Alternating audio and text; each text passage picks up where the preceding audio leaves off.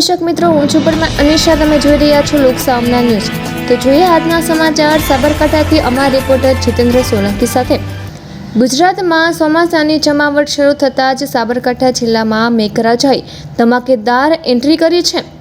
ગઈકાલે રાત્રે જિલ્લામાં સર્વત્ર સારો વરસાદ વરસતા ખેતરોમાં પાણીની આવક થઈ છે અને ખેડૂતોમાં ખુશીની લહેર ફરી વળી છે. લાંબા સમયથી વાવણીની રાહ જોઈ રહેલા ધરતીપુત્રો માટે આ વરસાદ આશીર્વાદ સમાન સાબિત થયો છે. જિલ્લામાં કપાસ, મગફળી અને અન્ય ખરીફ પાકોના વાવેતરને હવે વેગ મળ્યો છે. સમયસર પડેલા વરસાદથી વહેલું વાવેતર કરનારા ખેડૂતોના પાકને પણ નવું જીવન મળ્યું છે.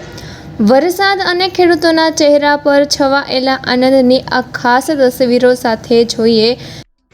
ગઈકાલે રાત્રે સારો એવો વરસાદ થયો અને જે પિયતવાળું હતું બધાને પિયતની વ્યવસ્થા એમની જે મગફળી ઉગાડી હતી અને જે ઉગ્યા પાસે ખાસ જે પાણીની જરૂર હતી ખેડૂતોમાં બધાનો તકલીફ હતી મગફળી ઉગવામાં જે બધી એ ગઈકાલે જેવો સારો એવો વરસાદ થઈ ગયો તે પિયત થઈ ગયું બધાને મગફળી સારી એવી ઉગી ગઈ. પ્રથમ અમે અઠવાડિયા પહેલાં અમે ખેતર તૈયાર કરી દીધા હતા અને વરસાદ આવ્યો અને વરસાદથી અમે બીજું વાવણી શેની તૈયારી કરી છે? અત્યારે અમે મગફળી વાવવાની તૈયારી કરી દીધી છે અને 40 વીઘા જેવું વાવેતર કરવાનું છે. રાત્રે જે વરસાદ પડ્યો એ ખેડૂત પુત્રો માટે એક તો સારી બાબત છે.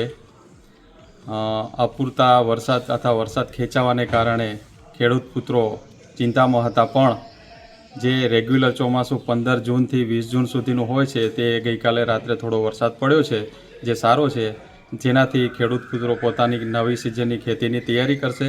મગફળી છે, સોયાબીન છે, કપાસના વાવેતરની શરૂઆત કરશે.